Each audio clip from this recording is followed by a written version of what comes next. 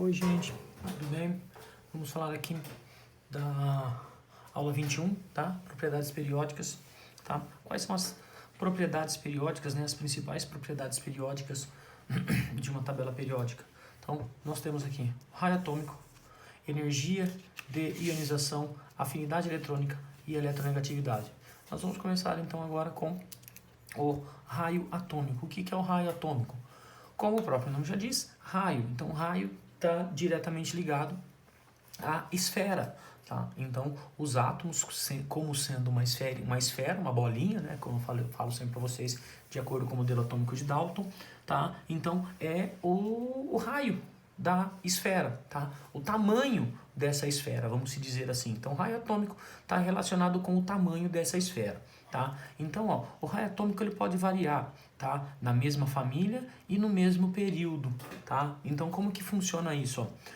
Na mesma família, na mesma coluninha da tabela periódica, maior o número de camadas vai ser maior o raio atômico, tá? Então, aqui, ó, no nosso esqueminha aqui que eu coloquei para vocês, o raio atômico. Então tá aqui, raio atômico. Na mesma família, ó, no mesmo período, no mesmo grupo, no mesmo grupo. Então no mesmo grupo aqui, quanto mais para baixo eu tiver, ó, quanto maior for o número de camadas, ó, então quanto mais para baixo na tabela periódica, maior o raio atômico. Então eu vou colocar aqui a setinha para baixo, tanto desse lado como desse lado, tá? Então fica mais para baixo, quanto mais para baixo, o raio atômico desse elemento aqui é maior do que desse. O raio atômico desse é menor do que desse, tá? Então, quanto mais para baixo, na mesma família, maior o raio atômico, tá? Quanto mais para baixo, isso daqui, lembra, voltando lá atrás na aula de distribuição eletrônica. Então, o que acontece?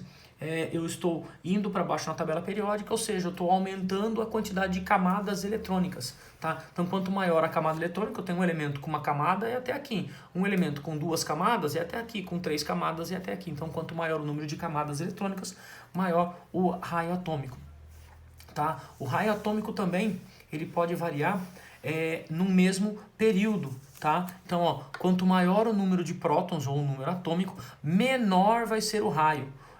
Por que isso? Porque quanto maior o número de prótons, maior é a atração magnética, tá? Então eu tenho uma bolinha aqui, com uma quantidade de prótons 5, tá? Eu tenho 5 de número de prótons. E tem uma bolinha com 6 de número de prótons. Então, quando eu tenho 5 prótons, tá?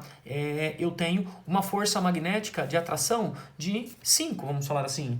Quando eu tenho 6 de prótons, significa que eu tenho uma atração magnética de uma força de 6, tá? Então, quanto maior o número de prótons, quanto maior for o número de prótons, mais forte é a ligação, mais forte é a atração do positivo aqui dentro. Então, com mais força ele vai puxar para cá, tá? Então, quanto maior o número de prótons, menor vai ser o raio atômico, tá? Então, o raio atômico, ele varia neste sentido aqui, ó. Então, ele aumenta nesse sentido. Eu vou colocar dos dois lados aqui, tá?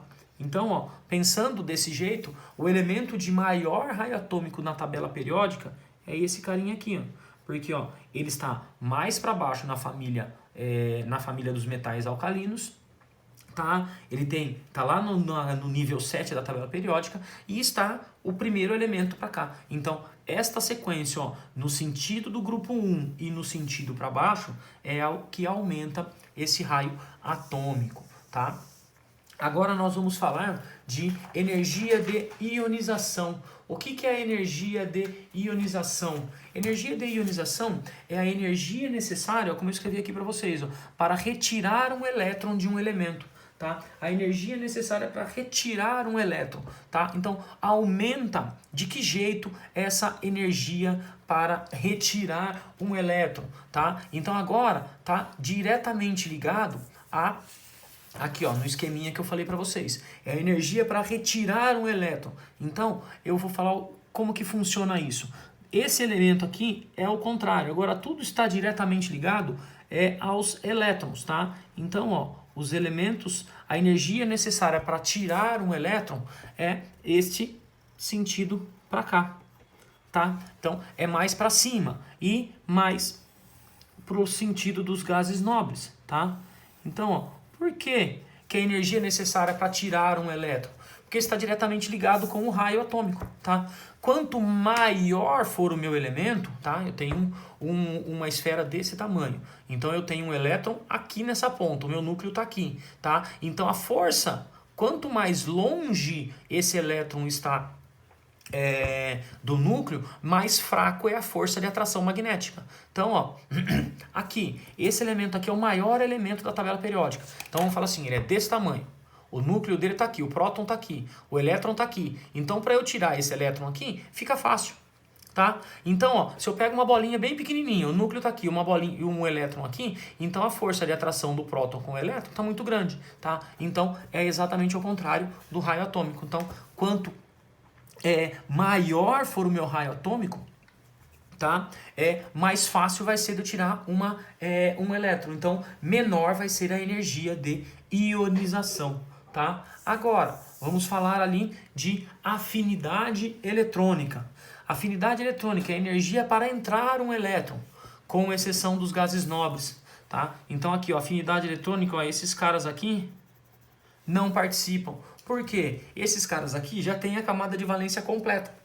Eles não precisam ganhar elétrons, tá? Eles não precisam receber elétrons, eles não precisam, não precisa entrar um elétron nesses caras aqui, tá? Então esses caras aqui, os gases nobres, eles não vão precisar, eles já não fazem ligação, eles já têm a camada de valência completa. Então esse cara aqui também não vai, esses caras todos não irão participar da afinidade eletrônica, tá? E como que funciona a afinidade eletrônica? A afinidade eletrônica, eu costumo dizer que a afinidade eletrônica é o quanto um elemento gosta de elétrons, tá? Então, quanto esses caras adoram os seus elétrons. E ele funciona do mesmo jeito que a energia de ionização. Se é difícil tirar um elétron, aqui ó, na energia de ionização, eu preciso tirar um elétron. Se aqui, esse cara aqui, ó, vamos falar, tirando os gases nobres, né, porque a gente está falando de afinidade.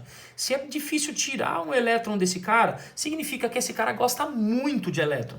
Então, o esquema de afinidade eletrônica é basicamente a mesma coisa, tá? No mesmo sentido, na mesma direção que a energia de ionização. Quanto mais para o lado dos gases nobres e quanto mais para cima, porque é o mesmo esquema da energia de ionização. Só que aqui, energia de ionização é energia para tirar um elétron. E a afinidade eletrônica é o quanto esse cara gosta de elétron, tá? É difícil tirar um elétron daqui. Porque esse cara, ele gosta muito de elétron. E a explicação da energia de ionização e da afinidade eletrônica é basicamente a mesma, tá? Quanto mais próximo do núcleo, quanto mais próximo da carga positiva desse nosso elemento, mais difícil é tirar um elétron. Consequentemente, esse cara vai ter uma força muito grande em cima dos seus elétrons, tá? Agora, falando de eletronegatividade. Eletronegatividade, ó, também, como a afinidade eletrônica não participa, né? Os gases nobres não participam, a eletronegatividade também não, os gases nobres não participam, o grupo 18 lá não participa. O que é a eletronegatividade? Eletronegatividade é a junção desses dois, tá? Olha aqui, ó. Eletronegatividade é a soma de energia de ionização com afinidade eletrônica, tá? Então, ó, o que é a eletronegatividade? Se esse cara aqui, colocar aqui, ó, esse cara aqui, ó, é o flúor, tá? É o elemento mais eletronegativo na tabela periódica. Por que ele é o mais eletronegativo? Ele tem um raio muito pequeno, tá? Ele tem uma energia de ionização muito grande, então para tirar um elétron dele é muito difícil, e ele tem uma afinidade eletrônica muito grande. Então é difícil tirar um elétron dele porque ele gosta muito de elétron. Então esse cara aqui é o cara mais eletronegativo na tabela periódica, tá? Então eu tenho que o flúor, o elemento mais eletronegativo na tabela periódica, tá? Então, o que é, novamente aí, eletronegatividade? Eletronegatividade é o quanto esse cara gosta mesmo de um elétron, tá? Então, eletronegatividade ele gosta muito de elétron e é muito difícil tirar um elétron desse cara, tá? A sequência de eletronegatividade, né, os elementos mais eletronegativos, a gente consegue colocar numa linhazinha, tá? Então, os elementos, pela ordem, né, de eletronegatividade, a gente começa com flúor, oxigênio, e nitrogênio. Esses três caras aqui são os três elementos mais eletronegativos da tabela periódica, tá? Não perde para ninguém. O flúor é o mais, seguido do oxigênio, depois o nitrogênio. Depois do nitrogênio vem o cloro, depois do cloro vem o bromo, depois do bromo vem o iodo, depois do iodo vem o enxofre, depois do enxofre vem o carbono, depois do carbono vem o fósforo e depois do fósforo vem o hidrogênio. Lógico, depois do hidrogênio vem todos os outros elementos da tabela periódica. Aí vem numa sequência. Então, esta sequência aqui é a sequência de eletronegatividade. É o que vocês precisam gravar, que essa daqui é a principal sequência de eletronegatividade da tabela periódica. Tá? Existem regras para se gravar, né, essa sequência de eletronegatividade. Existem diversas frases para se gravar essa sequência de eletronegatividade, tá? A sequência de eletronegatividade é do mesmo jeito, tá? Então a sequência de eletronegatividade, ó, começa de baixo para cima, a sequência de eletronegatividade é daqui para lá, tá? Então aqui está a ordem crescente, né, da eletronegatividade. Esta sequência de eletronegatividade, ó, é do hidrogênio somente nesta sequência aqui, tá? Ó, somente para este cara, essa sequenciazinha aqui, ó, tá? Então, ó, o que eu falei para vocês, ó, o flúoro mais eletronegativo, o flúoro mais eletronegativo, tá? Então, ó, FON, cloro, brisque, pH. Então, uma sequência, uma frasezinha aí pra gente conseguir gravar a sequência de eletronegatividade, tá? Existem outras propriedades periódicas na tabela periódica, diversas outras, tá? Então, um exemplo aí, eletropositividade, tá? O que é eletropositividade? Ó, a gente nem coloquei aqui uma tabelinha pra gente falar de eletropositividade.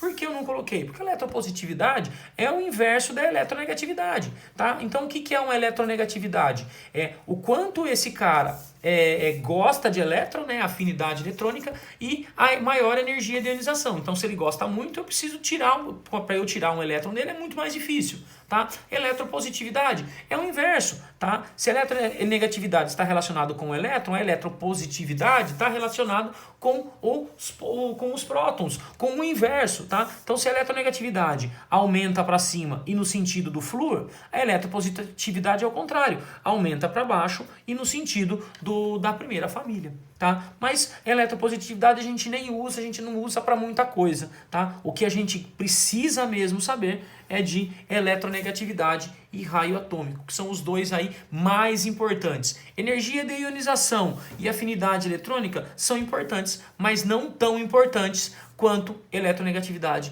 e raio atômico.